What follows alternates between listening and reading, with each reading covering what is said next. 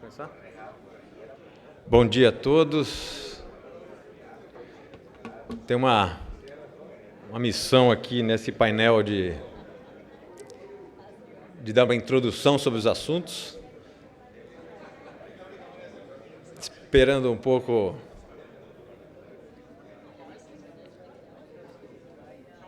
Esperão. Pode ser? Bom dia a todos. Retomando aqui o trabalho, acho que a gente tem um painel agora cuja função é discutir algumas das vertentes do processo de integração de caráter mais econômico, de uma dimensão do que pode ser esse espaço sul-americano, latino-americano, no futuro próximo, né? Eu começo agradecendo o convite do CEAL, meus colegas, amigos, parceiros, companheiros, como Ingo Plöger, o Gianetti, o Alberto Acosta. Eu acho que, como o primeiro painel indicou, esse tipo de iniciativa que o CEAL representa é de uma importância estratégica para a nossa região incalculável, né? Esse período de um razoável pessimismo que passa, em particular aqui no Brasil, mas em outros países da região se reflete também, ele é um pessimismo que tem levado a algumas avaliações bastante, no meu modo de ver, bastante complicadas com relação ao futuro da região, e são iniciativas exatamente como essas que são aquelas da onde pode vir algum tipo de solução, né? A revolta, a indignação faz parte do processo, mas se não tiver organização efetiva, engajamento efetivo de pessoas desse calibre, fica a indignação sem respostas, né?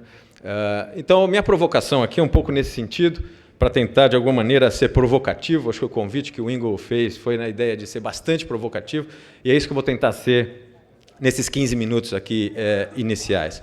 Vou tentar falar de 3 pontos. Um que se refere a algumas características que já foram citadas anteriormente aqui, mas que eu acho que vale a pena a gente retomar, para depois comentar o que me parece que é o pilar do nosso desafio regional mais fundamental, que é o pilar da eficiência e da viabilidade econômica, né? E terceiro, propor de maneira ousada, como foi o convite inicial, o que poderia ser uma agenda, que poderia ser os temas que, de alguma maneira, recuperasse a dimensão regional de um desenvolvimento de caráter talvez mais integrado, de caráter mais moderno, né? Então, são esses 3 pontos que eu vou falar de maneira bastante abreviada. O primeiro ponto já foi mencionado aqui.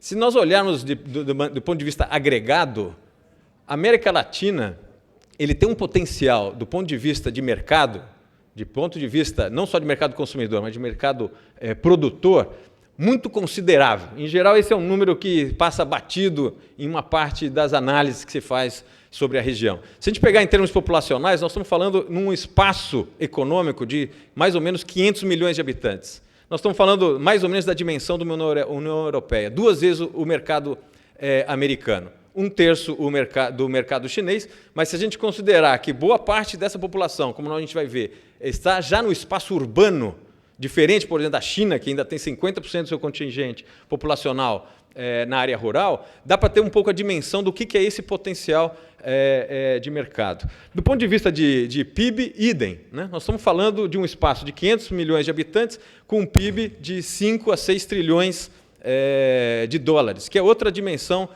fundamental. É um espaço econômico de qualidade importante. E, como o Ingo mencionou na fala dele inicial, que é um fenômeno que a gente precisa entender direito, o fluxo de investimento externo direto nessa região é particularmente alto. O Ingo mostrou um dado, esse aqui é o dado agregado, 300 bi de dólares em 2013, mas pegar o per capita, ele é acima da média dessas outras regiões. A grande questão é a gente tentar entender qual é a natureza desse investimento externo direto.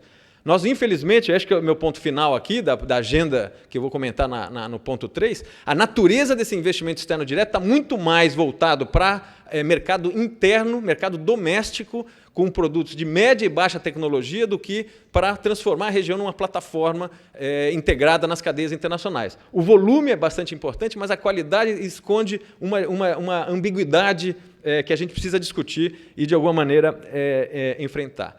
O que aconteceu nos últimos anos foi que a performance, e o próprio William mencionou isso, e foi discutido, o Gianetti mencionou isso, a gente está saindo de um ciclo, né, de uma bolha de crescimento bastante intensa nos últimos 20 anos, o que fez com que a participação econômica da nossa região no PIB mundial tenha crescido nos últimos 15 anos. Tá certo? Então, a gente está no final, ou não sei se no final, mas no redesenho de uma fase que foi precedida por um ciclo de expansão relativa e absoluta bastante significativo na região. Quais efeitos, né, eles estão sendo desse ciclo anterior, a gente pode aproveitar para pensar o próximo ciclo? Nós estamos numa fase de desaceleração, todo mundo sabe o peso do Brasil nesses índices. Parte desse desempenho de crescimento do PIB da região, agora em 2015, próximo de zero, né, apenas 0,5% de crescimento, tem o peso dos -3% do Brasil, né, do crescimento negativo do Brasil nessa média. Se a gente retirar o Brasil dessa média, o crescimento residual ainda do ciclo anterior, do ponto de vista de PIB da região, é significativo, com alguns países se destacando de maneira particularmente importante. O que é o legado que me parece que esse ciclo permitiu? Tem muito legado positivo nesse último ciclo. Se a gente olhar a expansão dos gastos sociais, de caráter social, de maneira mais ou menos generalizada na região, ele teve uma tendência de crescimento. Tá certo? Então, essa é uma das dimensões que me parece relevante nesse processo. Foi um período onde a região, de fato, cresceu acima, em termos relativos, acima da média internacional e aumentou a proporção dos investimentos sociais durante esse crescimento. Tem consequências importantes nesse ciclo, que algumas delas me parece que são a base para a gente pensar o ciclo próximo. Uma delas é isso aqui. Uma redução significativa da miséria e na pobreza da região. Tá certo? Isso não é um dado secundário, isso é um dado estrutural. Uma parte desse movimento de redução da miséria e da pobreza, obviamente, ele corre o risco de, nessa fase seguinte, de uma possível retração, pelo menos a retração relativa econômica, de esses dados terem uma reversão aí, de um certo crescimento, porém, me parece que o grosso desse processo não deve ser revertido. Me parece que teve parte desse processo que tem um caráter estrutural bastante relevante. A outra questão, que acho que é fundamental para a gente entender a natureza desse nosso desafio regional, é o dado do nível de urbanização da América Latina. O nível de urbanização da América Latina nos coloca num patamar bastante diferente do asiático, do africano, mesmo do Oriente Médio, outras regiões do sul da Ásia, outras regiões em desenvolvimento. A nossa região, dado o acelerado processo de urbanização que ocorreram nas décadas de 60, 70 e 80 nessa região, ele implicou uma enorme transição social, com custos sociais importantes, que estão sendo pagos até hoje, porém, também significou uma mudança estrutural importante do ponto de vista econômico e social. Nós estamos falando, como um pouco foi discutido no painel anterior, nós estamos falando basicamente de uma sociedade que se modernizou nos últimos 30 anos. Tá certo? Não é mais uma sociedade onde o peso dos campesinos, da sociedade rural, ou de áreas onde o Estado não consegue acessar do ponto de vista de prover bens básicos, sociais básicos, como educação e saúde. Esse desafio nós estamos processando já. Esse custo já está sendo pago e de uma maneira, eu vou mostrar aqui com os dados, razoavelmente, muito menos do que gostaríamos, mas razoavelmente com alguns resultados positivos. Tá certo? Outro dado fundamental é que eu acho que vai ser crítico para a gente pensar a nossa agenda integracionista para frente. Uma das dimensões mais significativas dessa região do mundo foi a rapidez pela qual as tecnologias digitais penetraram nas sociedades. Tá certo? Esse número mostra que hoje existe mais de um celular, em média, por habitante da América Latina. E que mais ou menos 50% da população da América Latina tem acesso à banda larga, à internet. Tá certo? Nós estamos dizendo uma população de 500 milhões de habitantes, cuja metade deles não só possui um aparelho móvel na mão, como tem acesso à banda larga de caráter diário. Isso é outra revolução do ponto de vista social e econômico, que se a gente não levar em conta para pensar nossa agenda futura, nós vamos estar possivelmente deixando um dos potenciais mais significativos que essa região conseguiu produzir. Outro desafio crítico que está por trás desse processo todo, inclusive desse acelerado processo de urbanização, é o acelerado processo de envelhecimento médio da população da América Latina. Se vocês olharem nesse gráfico, está difícil ver, está um pouco longe aí para os senhores verem, mas o que ocorre é que talvez em 1,5 gerações, 2 gerações, nós vamos passar de uma região onde predominava fundamentalmente jovens para uma região que vai predominar basicamente idosos. Em 1,5 gerações, 2 gerações. Tá certo? Nós temos um desafio de acumular recursos e capacidade produtiva nessas sociedades latino-americanas que os países centrais demoraram 5, 6 gerações para terem que enfrentar, nós vamos enfrentar em 1,5 gerações, 2. Tá certo? O que obriga que qualquer liderança, qualquer agenda que a gente pense para a região tem obrigatoriamente que ser muito ousada, sem a qual a gente não vai conseguir dar conta desse desafio. A outra dimensão que me parece importante, e tem a ver com qualidade democrática, que foi um dos pontos da agenda anterior, durante esse processo todo, nós tivemos não só um crescimento econômico, mas nós tivemos talvez o maior intervalo democrático na América Latina. O que faz com que esse gráfico aqui, que ele é mais ilustrativo do que estatístico, ele é baseado muito mais em dados qualitativos do que em dados objetivos e numéricos. O que ele está indicando isso aqui? Que a gente tem na região uma situação institucional peculiar. A gente tem um problema de qualidade democrática, mas se olharmos no longo prazo, acho que nunca tivemos um período tão importante do ponto de vista de afirmação democrática na região. Falta muito, sem dúvida falta muito. Mas se a gente comparar de novo com outras regiões em desenvolvimento do mundo, a América Latina, nesse quesito, tem avançado melhor do que os nossos parceiros em desenvolvimento. Tá certo? Se a gente comparar isso com o Sudeste Asiático, com o Sul Asiático, com a África, com o Oriente Médio, a América Latina não é uma dimensão desprezível.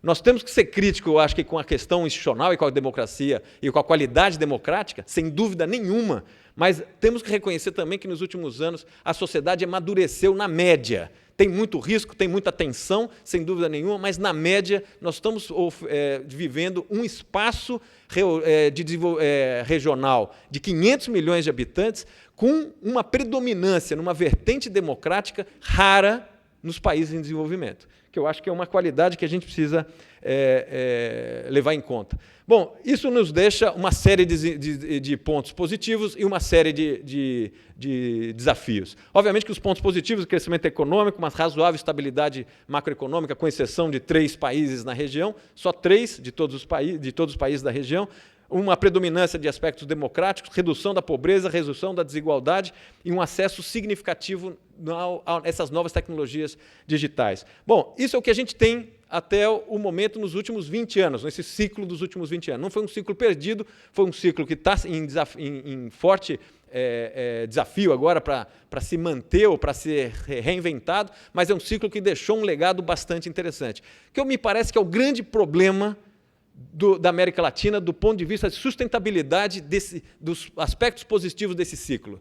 É ganhar viabilidade econômica. Se existe uma agenda na região que me parece que está atrasada e talvez, inclusive, mal endereçada, mal conduzida do ponto de vista regional, apesar de ter países especificamente que estão conduzindo experiências bastante positivas na gestão econômica, do seu crescimento econômico, compatibilizando isso com redução de desigualdade, de pobreza, etc., tem a ver com uma capacidade de uma agenda regional focada na melhoria do desempenho econômico na região. Esse talvez seja o grande, desde a CEPAL, a frustração permanente desse espaço econômico é uma incapacidade de desenhar agendas econômicas que gerem de maneira sistemática eficiência para os seus respectivos países. Me parece que aí é o grande desafio. Uma parte desse desafio tem a ver com esse perfil de PIB, que às vezes escapa também das nossas análises. Se a gente olhar o perfil do PIB da região, ela é muito fortemente voltado na área de serviços. Serviço de baixo valor agregado, tá certo? Mas serviços de maneira predominante. Se a gente incluir lembrar que nessa barrinha amarela, que indica a parte do PIB dos países da América Latina, que tem a ver com indústria, e lembrar aquela observação que está ali, que a indústria de mineração está dentro aí, tem uma certa distorção na proporção de indústria. A média de participação do PIB de indústria na região é relativamente baixa, do PIB. Se a gente olhar para a agricultura, também é relativamente baixo. Então, é um desafio importante. Se a gente está falando de qual é a agenda que a gente precisa pensar para o futuro, para viabilizar a sustentabilidade desse ciclo que a gente acabou de se beneficiar nos últimos 20 anos, eu diria que, em boa medida, tem a ver com o desafio de agregar valor a essas áreas principais do nosso PIB que tem a ver com serviço. Segundo elemento crítico, que me parece que nos últimos anos se acentuou, é uma importante divergência com relação a dois blocos de países na região do ponto de vista de modelo econômico. Os gráficos estão muito longe para os senhores observar, mas basicamente o que estão indicando aí são dois grandes clusters de países. O bloco mais abaixo, ali naquele círculo mais abaixo, é basicamente puxado por Brasil e Argentina, mas ladeado por Venezuela, etc. São países que têm uma participação baixíssima do comércio exterior no seu PIB, tá certo? E um número bastante reduzido de acordos internacionais de comércio. São países cujo modelo de desenvolvimento está muito voltado ao mercado interno, uma versão protecionista bastante restrita das conexões internacionais. E um segundo modelo, que está mais acima à direita ali dos senhores, é o modelo daqueles países que estão puxando um tipo de desenvolvimento mais aberto, mais conectado via acordos internacionais e cuja participação do comércio internacional tem uma participação no PIB do comércio internacional é muito mais significativo. Portanto, tem uma divisão importante na região que a gente precisa levar em consideração para pensar, não necessariamente uma predominância de um sobre o outro, mas que agenda que a gente pode ter para frente que, de alguma maneira, supera essa dicotomia que a gente está vendo no curto prazo. Isso aqui é mais da mesma variável, mas basicamente pega a dinâmica da região por valor agregado.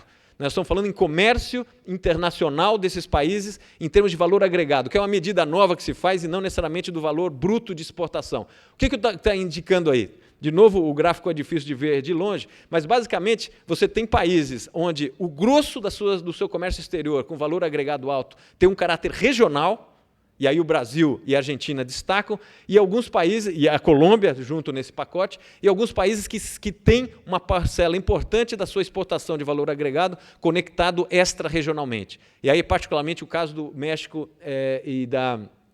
e do Chile. O que acho que é relevante isso aqui? Isso aqui é um indicador de quanto que esses países estão conectados com cadeias de valor global ou não. Então, se a gente olhar na média, a América Latina está em uma baixa conexão nas cadeias de produção de valor adicionado no mundo. Talvez com exceção do México, que é o país que tem uma conexão específica com os Estados Unidos, mas como espaço econômico, nós temos, na média, bastante baixa conexão com as cadeias. Isso é um enorme problema estrutural para os desafios aí que a gente tem na região. Eu vou passar aqui para frente. Do ponto de vista de estratégia comercial, nós temos um desafio fundamental. A gente acabou de assistir a assinatura do Acordo do Transpacífico, tá certo? Com uma retoma, possivelmente, a liderança dos Estados Unidos, de uma maneira a ser o hub, talvez, de 2 ou 3 acordos internacionais fundamentais. Com o Pacífico, que a gente viu agora, está caminhando o acordo com o Espaço Atlântico e ainda uma rede de acordos regionais aqui na América Latina de caráter bilateral do ponto de vista de liberação de comércio. Essa liderança, esse movimento alterou a lógica, no meu modo de ver, da dinâmica de comércio internacional e de internacionalização das economias. Se a região não prestar atenção nesse movimento, a gente corre o risco de estar desenhando estratégia para os anos 90 e não estratégia para os anos 2000. Agenda, e com isso eu encerro. Me parece que quais são os desafios para a gente pensar uma agenda para o próximo ciclo? Me parece que, fundamentalmente, nós temos 3 temas fundamentais para aproveitar o que nós ganhamos nesse último ciclo com a relevância econômica que a região pode significar. Me parece que é fundamentalmente apostar em algum tipo de projeto que envolva a economia digital. O segundo, me parece que tem a ver com um nível de convergência regulatória que escapa aos acordos tradicionais de comércio e que a nossa região não consegue avançar de maneira adequada. Aí eu estou falando basicamente de uma agenda do ponto de vista de regulação técnica, do ponto de vista fitossanitário, do ponto de vista de qualidade, do ponto de vista de segurança. Esse tipo de agenda hoje é considerado o maior facilitador de comércio que a gente tem, mais do que a questão tarifária. E, finalmente, alguma dimensão do ponto de vista da agenda de serviço.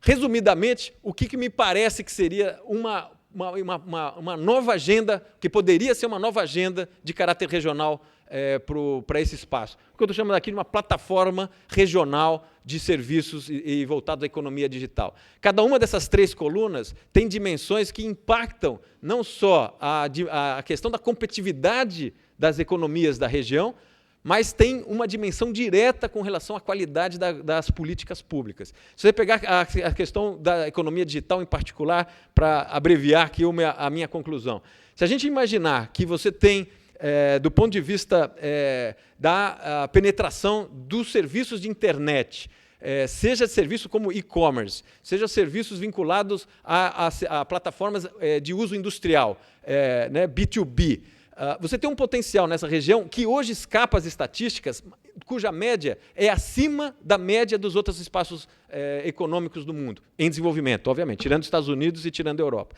Aí a gente tem uma agenda que talvez seja uma agenda onde até hoje você não tem uma liderança política e, portanto, você não tem grande protecionismo na região, incluindo o Brasil. Essa talvez seja uma agenda onde a gente tenha de futuro um espaço mais claro para operar. Nós temos na região vários hubs, que eu estou chamando de classe internacional, em 7 ou 8 países, de maneira significativa, ou seja, essa indústria, de alguma maneira, já está instalada na região. Uruguai, Argentina, Brasil, Colômbia, Chile e México. Eles têm indústrias voltadas à economia digital já bastante pronunciadas. Se a gente pensar a possibilidade de comércio regional vinculado a e-commerce, o e-commerce, como disse o presidente do Alibaba, chinês, o que ele indicou?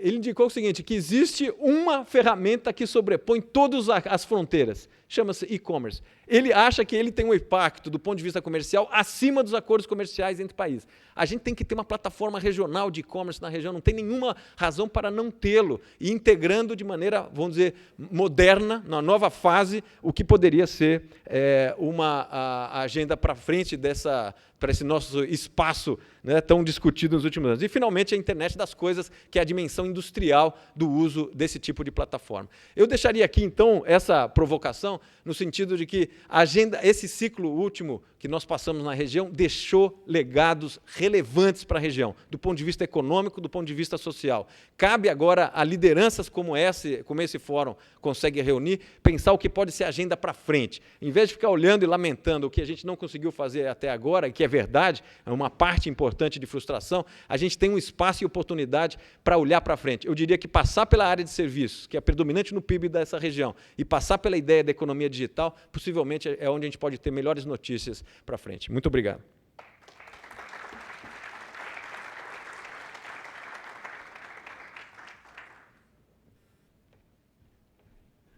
Peço ao senhor Ricardo que permaneça no palco para o nosso segundo painel e os debates, e convido, então, os senhores Hermann von Mühlenbrock, presidente da Confederação das Indústrias do Chile.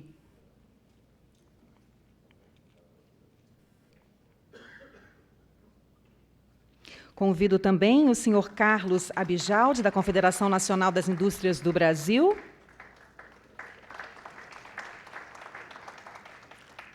O senhor Juan Carlos Rafó, de Los Portales, Peru.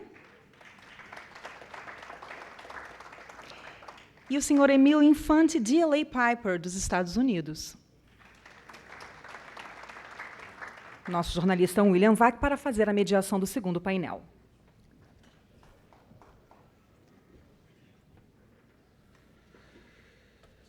Pessoal, de novo, a gente está confrontado com questões fundamentais.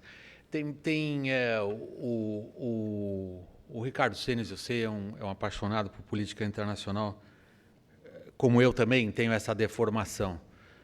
Somos vozes de dissidentes no Brasil e na América Latina, sobretudo na América do Sul, Ricardo, porque e aí é que eu quero chegar. Eu não sei se a geografia é destino, e às vezes eu me pergunto se a nossa posição geográfica nos condena a um destino periférico. Porque se a descrição que você faz da situação é a de que, embora ganhos sociais tenham sido registrados ao longo desse tempo, eles não são suficientes.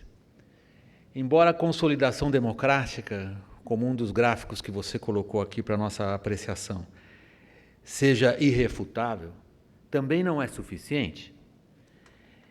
E se a gente pensa na região como um todo, a conclusão a que a gente é obrigado a chegar nesses últimos 10, 15 anos é a de que ela começa a tomar velocidades diferentes, ela começa a tomar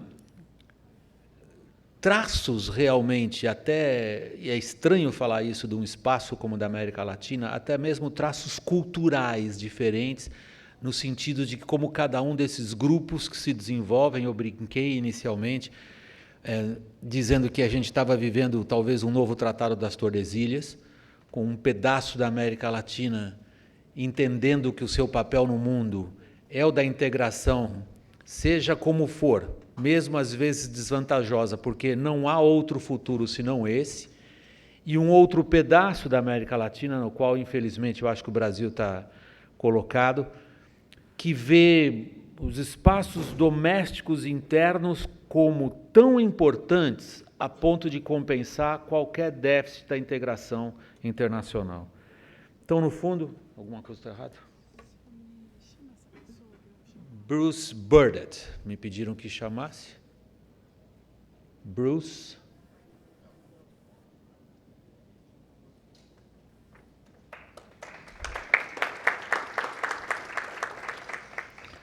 Então, eu não sei se o meu português estava ao alcance dos participantes, preferem que eu repita?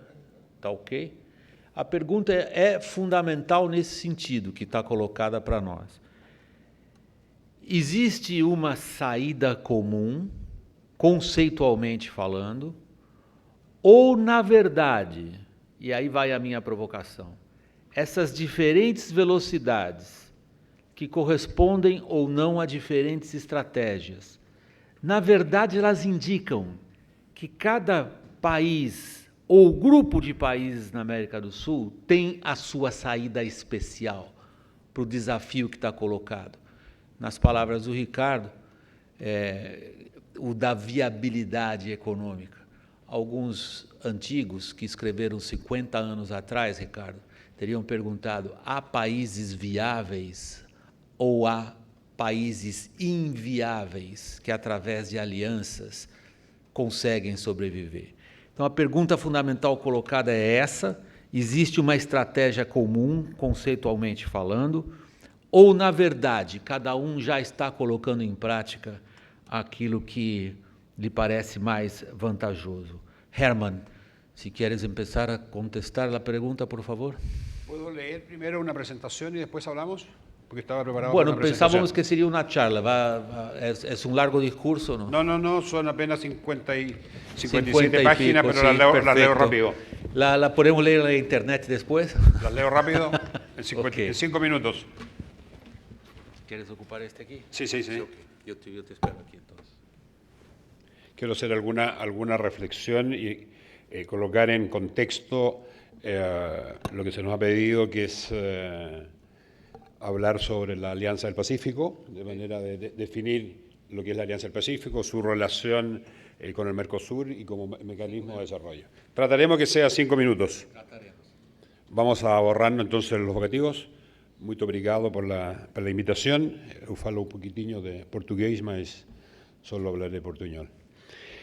En una economía cada vez más globalizada, donde las fronteras y las distancias de nuestros mercados han dejado de ser trabas para el desarrollo de las empresas, creemos que es necesario profundizar el desarrollo conjunto entre los países. Juntos podemos lograr mayores beneficios que si trabajamos de una manera aislada. La realidad productiva del mundo ha cambiado dramáticamente en los últimos años y las fábricas de Asia es una realidad que no podemos ignorar.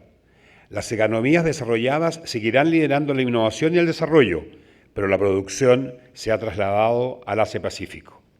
Estos países han entendido que el mayor valor que pueden crear proviene de la investigación aplicada y de la innovación, actitud que ha ido generando polos de alta innovación en países como Corea, Singapur y la propia China.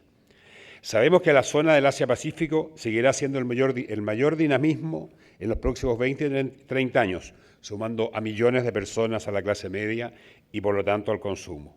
Pero no podemos preocuparnos por el protagonismo ganado por esta región en los últimos años. Por el contrario, debemos verlo como una oportunidad y un desafío que nos motiva a actuar rápidamente en el desarrollo de una estrategia que nos permita tener un mayor peso específico como región y compartir con éxito en estos mercados. En los últimos años hemos logrado importantes ejemplos en temas de integración. Un ejemplo de esto es la Alianza del Pacífico, lo que corresponde a una visión de desarrollo económico en que la apertura a los mercados es fundamental para la creación de una riqueza sustentable, entendiendo que los desafíos se hacen más fáciles si los enfrentamos unidos. Esta alianza está conformada por Chile, Colombia, México y Perú. Juntos somos la 9ª economía del mundo. Representamos el 40% del PIB de América Latina, el 36% de su población, el 30% de la inversión extranjera y el 55% de las inversiones de América Latina. La alianza es una iniciativa de integración regional que tiene 3 objetivos fundamentales: construir de manera participativa y consensuada un área de integración que nos permita avanzar hacia la circulación libre de bienes, servicios, capitales y, muy importante, de personas. Impulsar un mayor crecimiento económico y la competitividad de nuestros países, con miras a lograr un mayor bienestar, disminuir la desigualdad socioeconómica y mejorar la inclusión de nuestros habitantes. Y tercero, convertirnos en una plataforma de integración comercial y económica que nos permita en forma importante proyectarnos hacia el Asia. La Alianza del Pacífico cuenta con una institucionalidad que ha facilitado la coordinación entre sus integrantes, que se basa en un fuerte compromiso de sus líderes políticos y empresariales. Los principales actores son los presidentes de las repúblicas, los ministros, los grupos de alto nivel y muy especialmente el Consejo Económico Empresarial. La Alianza del Pacífico tiene 4 integrantes, pero tiene 40 países observadores, la gran mayoría de los países europeos, gran cantidad de países asiáticos, y tiene 2 países que estarían a punto de ingresar, como Panamá y Costa Rica. Desde el año 2012 que se crea la Alianza del Pacífico se han hecho cambios importantes, el más importante el año 2014. Y estos ajustes permiten dar cumplimiento de manera más eficiente a los objetivos que planteamos: lograr economías de escala, desarrollar cadenas de suministro más integradas, impulsar una mayor integración comercial en la región para así alcanzar los mercados de terceros países.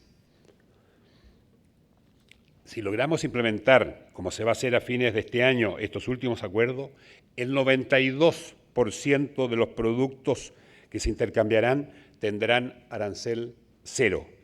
El 8% restante tendrá un proceso de desgravación que irá hasta los 17 años.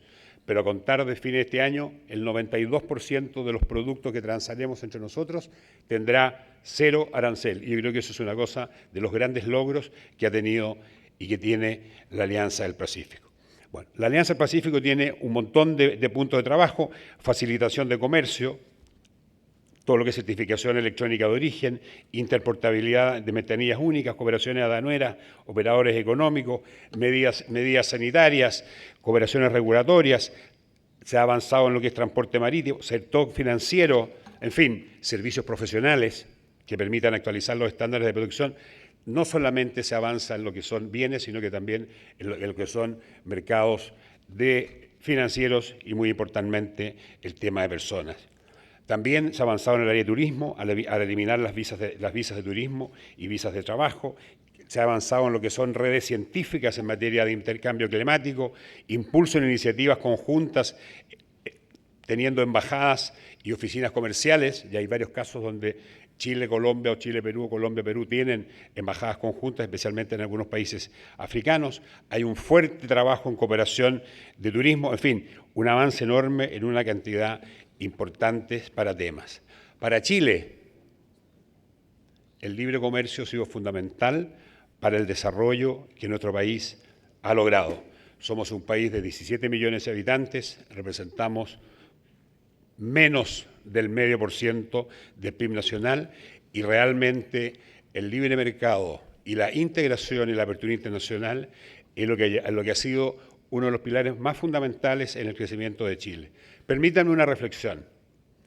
Los últimos 30 años, terminados el año 2013, son los 30 años más exitosos en la historia de Chile.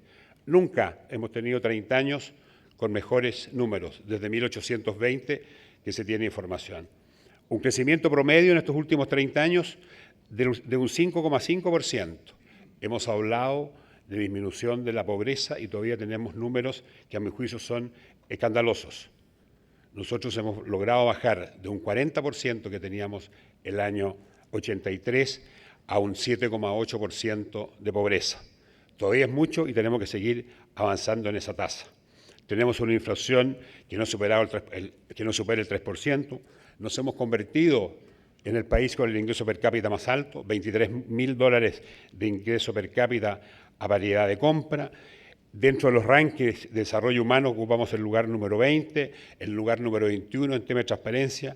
En general, el país, usando instituciones que funcionan, Estado de Derecho y, como digo, muy especialmente una apertura al mundo iniciada ya hace muchos años, es lo que ha hecho que nuestro país haya progresado en la forma como lo ha hecho. Como dije anteriormente, sabemos que aún falta mucho para hacer. No es un trabajo sencillo. La Alianza del Pacífico es un proceso de integración pragmático, comprensivo y abierto, que complementa y no compite con otros procesos de integración en la región. Tenemos claro que la Alianza del Pacífico no es el único mecanismo para mejorar la competitividad de la región. El Pacífico y el Atlántico se necesitan y no son excluyentes el uno del otro. Y es por esto que la Alianza busca fortalecer los distintos esquemas de integración en América Latina como espacios de concertación y convergencia, orientados a fomentar un regionalismo abierto que inserte a los países en un mundo globalizado y nos vincule con otras iniciativas de regionalización. La alianza no debe ser entendida como un bloque cerrado y que se opone a las otras iniciativas de la región. Todo lo contrario, su esencia busca la apertura y la integración comercial y también, muy importante, la integración cultural. Existen muchos espacios para un trabajo común que permite un aumento del comercio de bienes y servicios, incremento de los flujos de inversión, mayor intercambio de tecnología y conocimiento y un mayor acercamiento cultural, entre otras. En este sentido, podemos avanzar en la integración de cadenas logísticas, en mecanismos de facilitación de comercio, en programas de apoyo a la pequeña y mediana empresa, en innovación y en emprendimiento, en la promoción conjunta del turismo y en programas de intercambio estudiantil, entre otras iniciativas. Tengo el pleno convencimiento que la respuesta planteada en este foro, América sin Fronteras, es sin lugar a duda afirmativa y que la integración de las economías de la región es el único camino para construir una América Latina más competitiva, más desarrollada y que logre el bienestar y la felicidad para todos los latinoamericanos. Muy obrigado.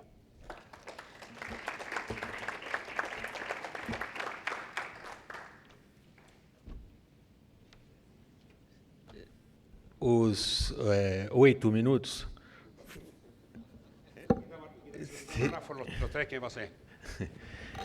Os 8 minutos trazem uma apaixonada defesa de uma forma de integração que tem na avaliação do Herman um resultado que se pode ler nos índices e nos indicadores sociais dos últimos 30 anos. Mas a pergunta continua de pé e vai, em primeiro lugar, a você, Carlos. o que o Chile fez e a defesa que nós ouvimos da Aliança do Pacífico é típico de países que sozinhos não teriam condições de se integrar? Portanto, por contraste, para países grandes como o Brasil, não é algo com o que a gente precisaria se preocupar? Não tenha dúvida que o exemplo do Chile mostrou o sucesso, mas eu gostaria de fazer um histórico, quando vendo ele falar aqui, os países latinos tiveram um insucesso muito grande quando a ALCA ficou errado, deu errado, quando a OMC não funcionou e nós tínhamos o Mercosul. E o Mercosul não teve a função que ele deveria ter de se desenvolver, de realmente trabalhar, ficou muito preso a tarifas, ficou preso a condição, uma condição que hoje é pouco relevante em relação à quantidade de barreiras não tarifárias que nós temos. Então, alguns países, como o Chile, Estados Unidos, saíram a fazer os bilaterais. E eu acho que foi a solução, foi muito bem sucedido. Nós, o Brasil, juntamente com o Mercosul, por questões ideológicas ou não, mantivemos o mercado cercado, porque achávamos que era um mercado, vamos dizer, suficiente para aqueles países que estavam ali.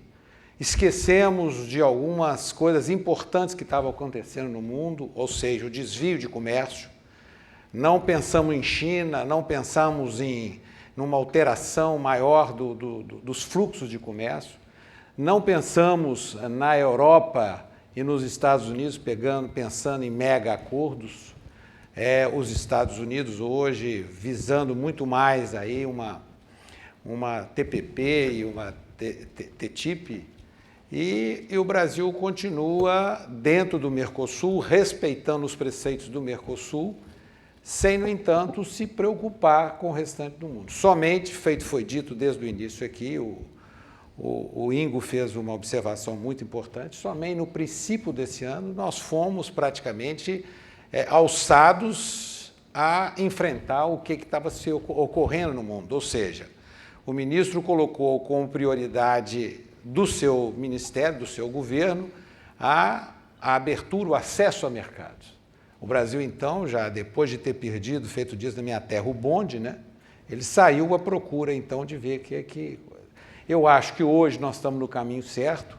A América Latina, especialmente os países da América do Sul aqui, são mercados que deveriam estar interligados por qualquer razão, por qualquer tipo de acordo ou por qualquer expressão maior aí da necessidade de mercado de comercial.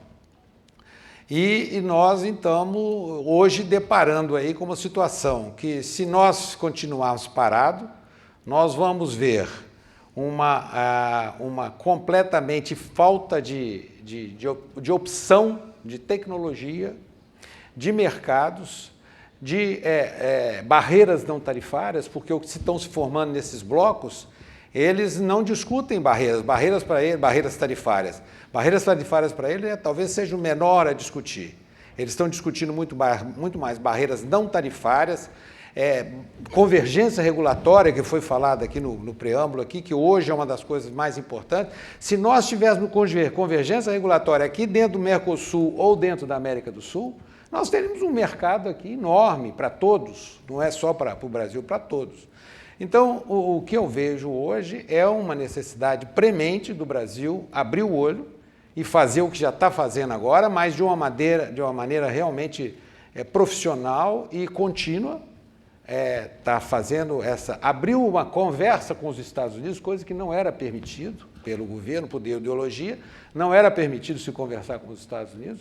Hoje se conversa com os Estados Unidos, está se trabalhando em convergência regulatória com os Estados Unidos, está se trabalhando a facilitação de comércio.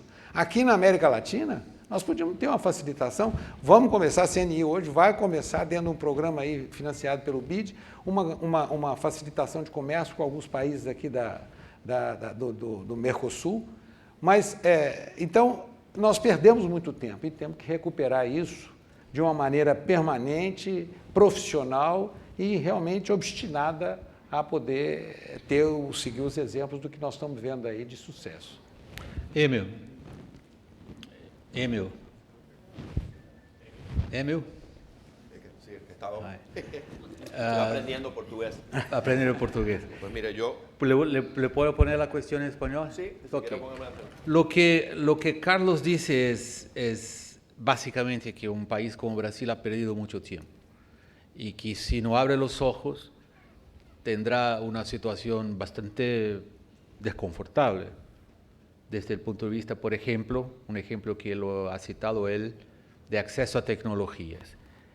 La pregunta es, desde tu perspectiva, de tu manera de analizar la situación actual, tenemos ya de presente, una nueva geografía económica en América Latina, dado el hecho de que hay diferentes alianzas, hay diferentes blocos regionales, unos caminando en una dirección, otros, como dice Carlos, en otra. Esto presenta ya una realidad de una nueva geografía económica en la subregión. Bueno, yo creo que sí, que la realidad ha cambiado. Yo no necesariamente estoy de acuerdo en que Brasil ha perdido mucho tiempo. Yo creo que a Brasil le ha ido muy bien. Y cuando las cosas van bien, uno prosigue en ese camino, ¿no? En cuanto al concepto de las alianzas y de las maneras que funcionan y si separan países o las unen o no, yo creo que en Latinoamérica específicamente hay unas diferencias muy grandes entre los países. Yo creo que es muy difícil comparar lo que está pasando en Brasil y Mercosur con la Alianza para la Prosperidad del Triángulo Norte, ¿no? Si miramos la Alianza para la Prosperidad del Triángulo Norte, yo creo que una parte clave de ese proceso fue la CICIG, ¿no? La habilidad de tener un cuerpo legal, digamos, en unión con las Naciones Unidas y otras instituciones internacionales que tienen la capacidad de enforzar sus decisiones, no solamente de hablar. A mí me impresiona de buena manera, sinceramente, cuando habló la señorita de Guatemala, Gloria, ¿no? Gloria. Porque quizás no dijo las cosas de la manera más bonita, pero sinceramente la juventud está cansada. Yo creo que la juventud está frustrada y cansada y sinceramente, mirando el ejemplo de Venezuela, por ejemplo, todo el mundo está diciendo que en Venezuela hay que hablar, etcétera. ¿Cuántos tiempos lleva Venezuela ya en un desastre? Son como 15 años, ¿no? Ya. Porque yo me acuerdo que yo estaba estudiando Derecho cuando todo el mundo decía que Chávez no era una persona mala. Yo creo que es muy importante que sí haya una apertura y que estas alianzas económicas y estos trade blocks, como dicen los americanos, se unan, pero al mismo tiempo no creo que los países del Triángulo del Norte estén listos para tener unas relaciones económicas fructíferas con países tan grandes como Brasil. Guatemala, por ejemplo, y están nuestros amigos de Guatemala aquí, no creo que institucionalmente, regulatoriamente, legalmente, tenga la capacidad en este momento de entrar en ciertos acuerdos con países con el poder económico que tienen Brasil o los Estados Unidos. Ahora sí, mirando a El Salvador, a Honduras y Guatemala juntos, sí creo que uniendo esos países hay una posibilidad de poder entrar en ese proceso y esa competitividad. Pero nada de esto se puede dar sin tener los mecanismos, que ya yo creo que Guatemala está siendo un ejemplo increíble para la región, de tener los mecanismos necesarios para poder modificar las leyes y sobre todo las medidas de corrupción de estos países. Bruce, lo que acaba de decir Emil sugiere de una manera que la capacidad de integración de distintos países en distintas alianzas es una función sobre todo de su poderío económico y de sus postulaciones políticas.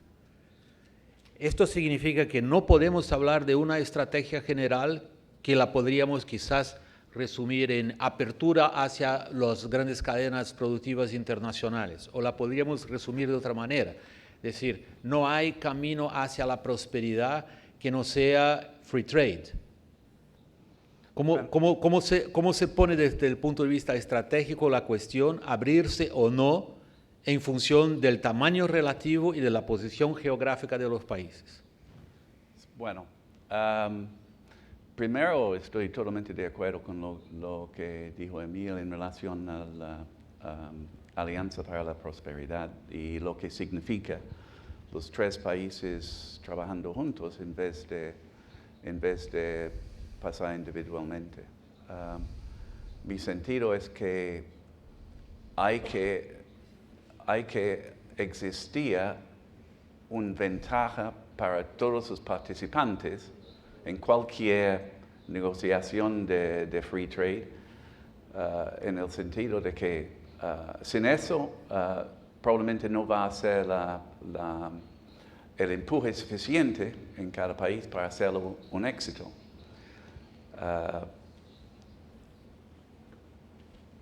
En Centroamérica, creo que Centroamérica hay que mirar Latinoamérica en realidad en dos regiones, ¿verdad? Hay Centroamérica y hay Latinoamérica al sur. Los intereses de Centroamérica realmente miran hasta el norte y sus clientes más grandes son los gringos. Mientras para Latinoamérica en gran medida los clientes son Asia. Y entonces, regresando a este punto de Emil en términos de la Alianza para la Prosperidad, allá sí hay un interés común entre los 4 participantes, entre el Triángulo del Norte y los gringos, los americanos, para parar este gran éxodo de la población de Centroamérica, del Triángulo Norte hasta los estados. 9% de la población de estos 3 países ya ha ido. Increíble. Mandando sus niños, sus jóvenes, abajo de 18 años, solos a los estados. Es una situación terrible. Y realmente es una forma de describir la situación tan pobre en el Triángulo del Norte. Entonces hay un interés de los 4 y creo que eso es la esencia de cualquier free trade agreement, que hay que tener un interés común entre los 4 para hacerlo funcionar. Juan Francisco, hay una diferenciación bastante interesante en la discusión y ella se relaciona al hecho de que, aunque desde el punto de vista si lo queremos poner así, desde el punto de vista filosófico o conceptual en su más gran abrangencia, todos podemos aquí decir que somos por el free trade, que somos por las integraciones en bloques o en grandes grupos, aunque todos podemos aquí hacer esta profesión de creencia. Hay claras ponencias que dicen cada uno tiene intereses específicos que dependen de su posición geográfica, dependen de la capacidad de formar alianzas, como dice Bruce, que pueden traer ventajas mutuas, pueden traer ventajas a cada uno de los participantes. Ahí la pregunta que está delante de nosotros es, ¿dónde están entonces, cuando uno piensa en América Latina y en su diversidad, las oportunidades de cooperación más relevantes con Estados Unidos, con Europa o con Asia? Bueno, mira, yo también, como mi amigo Germán, tenía una presentación, pero no te voy a... 8 minutos. No, ya me tomé los 3. Bueno, como ustedes ya están integrados en la alianza, uno habla por el otro, supongo, ¿no? Pero un par de reflexiones que creo que son bien pertinentes. El concepto de tener libertad tiene obviamente que tener un interés comercial, un interés de desarrollo para los distintos componentes, en este caso tan diversos como es la comunidad de países de América Latina. Entonces, permítanme un par de reflexiones al respecto. Primero, la apertura comercial, la apertura y movimiento libre de personas, de recursos, etcétera, ha demostrado en el siglo XXI especialmente de que es el camino más rápido al desarrollo. Segundo, los bloques se pueden diseñar de muchas maneras, pero tal como nos los han explicado esta mañana, o ya lo sabemos, hay 7.000 millones de personas que representan esa misma cantidad de potenciales consumidores. Entonces, para todos los países, incluyendo los grandes, en este caso Brasil es el gran hermano mayor de América Latina, debe mirar al mundo para tener éxito.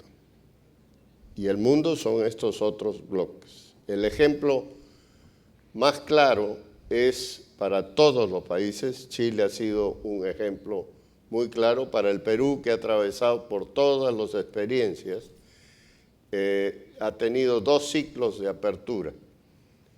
En los 50, un ciclo de muy buen crecimiento, y luego se sustituyen las importaciones, se cierra la economía, y verdaderamente fue una experiencia nefasta, y lo dicen las cifras. Luego se ha reiniciado un proceso que nos ha permitido crecer por encima del 5% durante 14 años. APEC, a cuyo consejo yo pertenezco, es el ejemplo más claro del éxito como región. Por supuesto, muy disímil con una serie de miembros de distintas categorías, etcétera, pero que ya a través del TPP es la primera señal concreta. Esto ha tardado 14 años la negociación, pero ya está planteada el área de libre comercio de APEC, que se llama FTAAP, Free Trade Area of the Asia Pacific. Esto en los próximos años, esperemos corto plazo, va a ser una realidad. Y esto va a significar el bloque de inversión comercial, movimiento de personas, más grande del mundo lejos. Entonces yo creo que la reflexión para nuestros amigos de Mercosur es no solamente hacer esfuerzos de integración entre países, sino mirar al mundo, que es mejor negocio, y todos acá somos hombres de negocio, vender a más gente y también comprar con las mejores oportunidades a más provedores en todo tipo. Gracias. Carlos, a questão volta para você e o Herman vai comentar depois. Eu apresento o programa de televisão em rede nacional e é um programa de família, a gente não pode falar palavrão. E eu me lembro muito do Hugo Chávez num comício em Mar del Plata, na Argentina, pouco depois do Lula ter assumido aqui no Brasil, deve ter sido por volta de 2005, 2006, e ele fazia um trocadilho que a gente pôde pôr no ar, porque os brasileiros pensam que falam espanhol, mas não falam.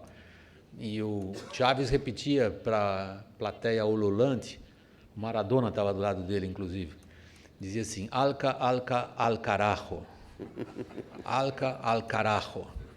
E nós pusemos isso na televisão no Brasil, as pessoas davam risada e não entendiam que ele dizia alca vai para o caralho. Isso teria sido impublicável.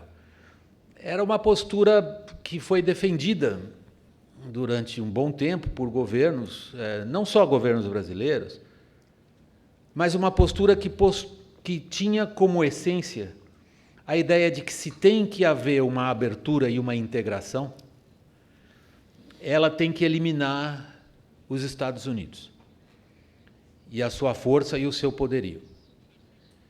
E que sim, países do porte, da importância e do dinamismo do Brasil, por exemplo, teriam melhores oportunidades se criassem suas próprias cadeias de comércio e suas cadeias de integração que se opusessem e que ajudassem a que a ALCA fosse al carajo. Isto foi um erro?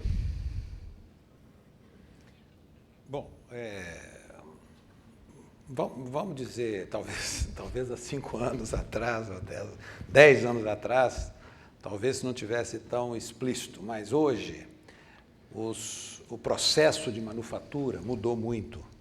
Hoje não existe uma produção vertical num só país, ou seja, você não vai desde o recurso natural até a produção. Hoje, nós somos fruto de colaboração de vários países para você ter um produto. Hoje, a competitividade é a tal ponto que você tem que comprar determinados elementos de vários países para você compor o seu produto.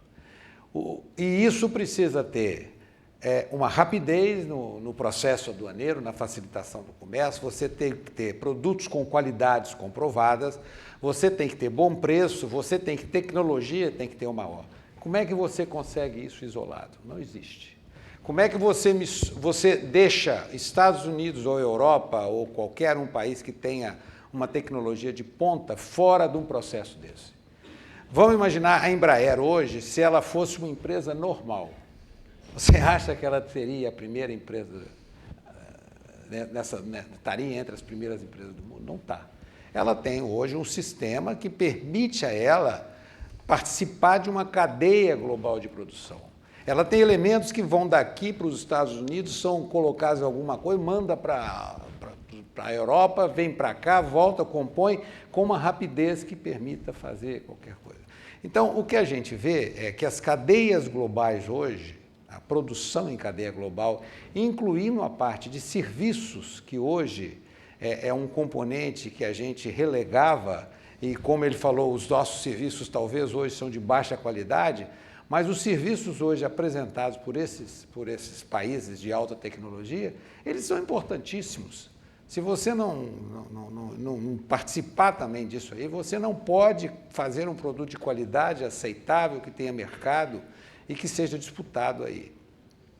Então, os acordos, a ALCA, hoje, por exemplo, talvez seja mais fácil fazer a ALCA, porque os Estados Unidos têm acordo com todo mundo aqui em volta da gente, mesmo o Mercosul.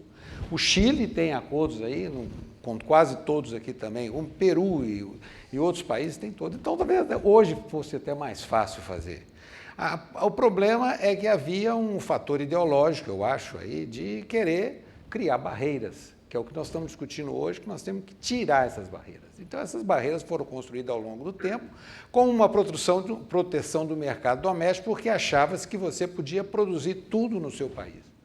E o conceito hoje é muito grande, e a gente está vendo que, se nós não tivermos se nós não entrarmos em grandes acordos, ou não tivermos acordos, e eu digo, não só com os grandes, mas com os nossos vizinhos aqui, nós estaremos perdendo uma grande oportunidade de desenvolver em conjunto. Nós temos recursos naturais, nós temos energia, nós detemos a grande parte da mineração, dos produtos minerais estão aqui nessa região. Então, o que nós precisamos é agregar valor. Nós precisamos estar trabalhando em conjunto com todos aqui para que a gente possa agregar valor e realmente ter produtos de qualidade, com tecnologia, respeitando padrões internacionais, com a convergência regulatória para que não haja problema. E você veja, dentro do TPP, os elementos que estão colocando hoje, se um produto são 12 países, se você produz aqui num país, ele pode circular qualquer um para chegar no último lá, sem problemas, sem restrições nenhuma. Então, a gente está vendo que esse é um caminho que está facilitando o comércio e está permitindo que se dê emprego, que se tenha melhoria da qualidade de vida. Nós vimos aqui, o nosso mercado, a América Latina, como foi visto aqui, ele tem um potencial de crescimento muito grande. Com os pequenos acertos que foram feitos na parte social, nós vimos como é que nós tiramos tanta gente da pobreza. Tirar da pobreza quer dizer, é mercado. É gente consumindo mais e consumindo outro tipo de produto que não consumia. Então, eu sou a favor e acho que o Chaves, infelizmente, não vai poder repetir isso aí, porque eu acho que não é mais a verdade do dia hoje. Herman, ¿dónde están las oportunidades cuando uno piensa en la región, no solo desde el punto de vista de Chile y de Perú, lo que has tratado bastante bien en tus palabras iniciales, pero otra vez insisto en la cuestión, ¿dónde están las oportunidades? ¿En Asia, en Estados Unidos o en Europa? Creo que la respuesta puede ser un poco insolente, yo diría que en todas partes. Quiero hacer una reflexión. Chile en la década, fines de los 70, principios de los 80, en forma unilateral, decide bajar sus aranceles. Unifica aranceles, elimina la discusión de lo que es materia prima, lo que es producto terminado, si se produce acá, no se produce. Entonces aparecen aranceles bajos y parejos. Ese proceso genera un tremendo orden y un tremendo desarrollo en nuestro comercio internacional. Vuelta a la democracia del año 90, se empieza a trabajar en lo que son los acuerdos de libre comercio. Chile hoy día tiene 24, yo estoy de vacaciones, capaz que tenga 25, pero tenía 24 con 64 países. El 90% de nuestros bienes se intercambian libremente y tenemos, y como dije antes, un país pequeño, 17 millones de habitantes, 0,4% del PIB mundial, y generamos una ventaja y una apertura para poder entrar a todos estos millones de clientes. Importante lo que se habló recién, no estoy muy de acuerdo de que no se puedan, valga la redundancia, hacer acuerdos con países poderosos. Los primeros acuerdos de Chile fueron con los países poderosos. Los primeros acuerdos de Chile fueron con Estados Unidos, Canadá, después vinimos los acuerdos con Europa. Ahora estamos haciendo acuerdos con países pequeños, estamos haciendo acuerdos con ¿cómo se llama? Con la China, Taiwán, con Taiwán, digamos, estamos haciendo acuerdos con mucha gente, pero pequeña economía, con Indonesia, estamos en ese, pero los grandes acuerdos se hicieron hace un buen rato, y como digo, con grandes países, o sea, al revés, los grandes ganadores éramos nosotros. Los grandes ganadores éramos nosotros. Para Estados Unidos entrar a un mercado de 17 millones no era el gran objetivo, la Ford no iba a cambiar una línea de su venta, ni la ITT tampoco, o sea, las grandes oportunidades las tomamos nosotros. Terminado eso, que hoy día, como digo, están en los últimos países, nace este concepto de los acuerdos. ¿Ya? Chile no quiere ingresar al Mercosur. Chile, en la década de los 70, se retira del Pacto Andino. ¿Por qué se retira del Pacto Andino? Porque vio que era, si bien un acuerdo de comercio, era comercio entre ellos, pero no era libre porque colocaba bloques a terceros. Bueno, ahora se vio esta tremenda oportunidad con la Alianza del Pacífico. Hoy día hay una tremenda oportunidad y creo que en las próximas semanas ya va a ser público el TPP. El TPP para nosotros, si bien tenemos acuerdo con los 11 países que lo conforman, en el mismo caso de Perú, creo que es una tremenda ganancia. Estamos logrando, lo que decía Carlos, que un producto, si los chilenos tienen posibilidad de diseño con un buen algodón peruano, nuestras camisas, nuestra ropa podrá entrar al mercado americano como un producto chileno. Si los peruanos tienen creatividad en un área con alguna materia prima colombiana o mexicana, va a tener la posibilidad de llegar a Estados Unidos, de llegar a Australia, de llegar a Japón. Creo que esta homogeneización de origen es uno de los grandes éxitos que vamos a tener las economías pequeñas en el TPP, y creo que, como te dije al principio, las oportunidades están en todas partes. Las oportunidades están en Estados Unidos, están en Europa, el mundo está cambiando a una velocidad increíble, y creo que los latinoamericanos juntos hoy día tenemos una tremenda oportunidad de capturar esos mercados en beneficio de nuestra gente. Emil, nosotros estamos ya caminando hacia el final del panel, y la pregunta hacia ti es, y se relaciona bastante a lo que ha sido discutido en la primera rueda acá por la mañana. Los hechos de la economía se imponen a estos países latinoamericanos, sea los grandes, sea los no tan grandes, desde el punto de vista de que la realidad internacional les obliga a abandonar lo que Carlos caracterizó como errores ideológicos, o más bien lo que algunos por la mañana llamaron de enfermedad mental, sigue poniendo barreras. Bueno, yo creo que sí, que siguen poniendo barreras. De hecho, le puedo dar un ejemplo muy específico. La semana pasada yo estuve en Guatemala con unas reuniones en la Embajada Americana, con ciertos grupos de Guatemala, de diferentes líderes del país, incluyendo los próximos o los 2 candidatos que vienen a elecciones, creo que es el domingo de la semana que viene, en Guatemala. Nosotros tuvimos las reuniones en la embajada, salimos y tuvimos unas reuniones con Sandra y con Jimmy. Sandra, una persona más de la izquierda, le diría que hace 20 años estaba ya en las montañas vestida en fatiga, y Jimmy Morales siendo un comediante.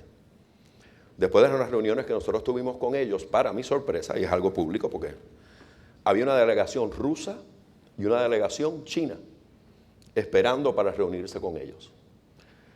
Y creo que eso va directamente a lo que usted está hablando de las ideologías y que crea quizás cierta barrera. Cuando yo salí de esa reunión y me encontré a los rusos y a los chinos, dije, wow, qué impacto tan grande está teniendo este concepto de las alianzas en Latinoamérica, que los rusos están tan preocupados o quieren asegurarse de que hay un tipo de quizás de representación de sus ideologías, al igual que los chinos. Yo tuve la oportunidad de hablar con los chinos un rato y los chinos lo que me decían era, mira, a mí no me interesa nada político. Yo quiero poder tener una dominancia económica que me dé la habilidad de llegar a una dominancia militar a nivel mundial. Y para mí fue un poco chocante quizás, porque todos vemos los chinos ahora como están abiertos y son las personas más capitalistas del mundo. Pero sin embargo, esa agenda sigue ahí. Y yo no creo que en Latinoamérica, yo me especializo más en Centroamérica, podemos taparnos los ojos y pensar que el dinero lo resuelve todo. Yo creo que el capital es algo muy importante, sobre todo de parte del sector privado. Pero las ideologías van a seguir manifestándose, van a seguir siendo un impedimento y sobre todo ideologías apoyadas por un poder económico, muy grande. No sé si eso contesta su pregunta, pero me parece que va directo a lo que yo observé la semana pasada. Sí, Bruce, tu respuesta a la misma cuestión.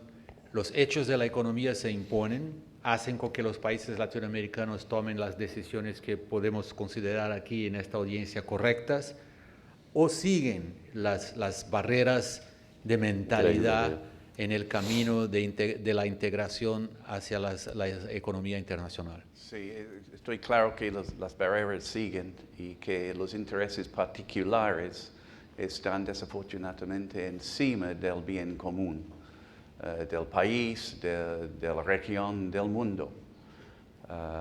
Había referencia anterior y se va a discutir eso mañana, creo, pero por 2050 vamos a tener 9.000 millones de personas en el mundo, 2.000 millones más que hoy en día.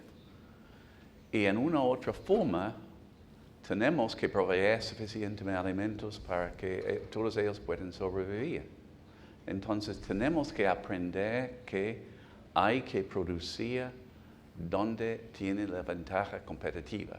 Y los gobiernos tienen que sacarse del camino para que los mercados puedan funcionar en forma libre y justa. Si no, tengo mis dudas que el mundo va a poder alimentarse en los próximos 20 años. Claro, por favor. Creo que es importante lo que está diciendo. Cuando la Alianza para la Prosperidad del Triángulo Norte inicialmente se planteó, no incluía al sector privado. Era una estrategia puramente política. A mí me llamaron a una reunión en Washington y me dijeron, Emil, ¿qué tú crees de esto? ¿Qué piensas? Y yo lo leí todo y dije, me parece muy lindo, suena bonito, como una bonita canción, pero si lo pones en práctica va a ser un desastre increíble.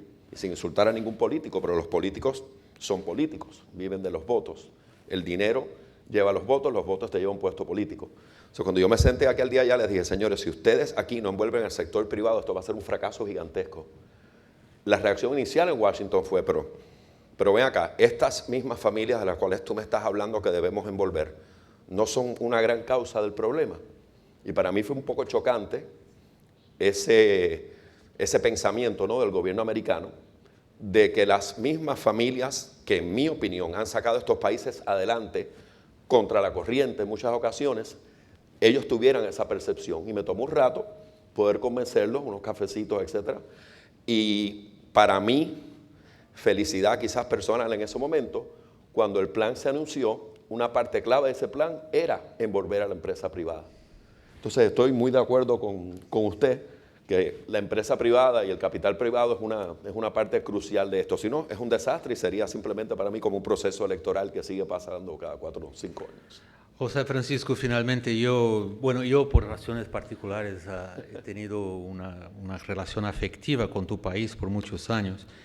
Y cuando tú has hablado de que Perú pasó desde los años 50 por varios ciclos, uno de los cuales yo me acuerdo bastante bien, era el ciclo del cojo, de Velasco Alvarado, que lo llamaban el cojo, y que ha sido un desastre fenomenal para el país. Después el Perú tuvo un ciudadano que hizo él mismo una conversión, que fue Alan García. Y ustedes han tenido también Fujimori, que digamos, no necesitamos presentarlo.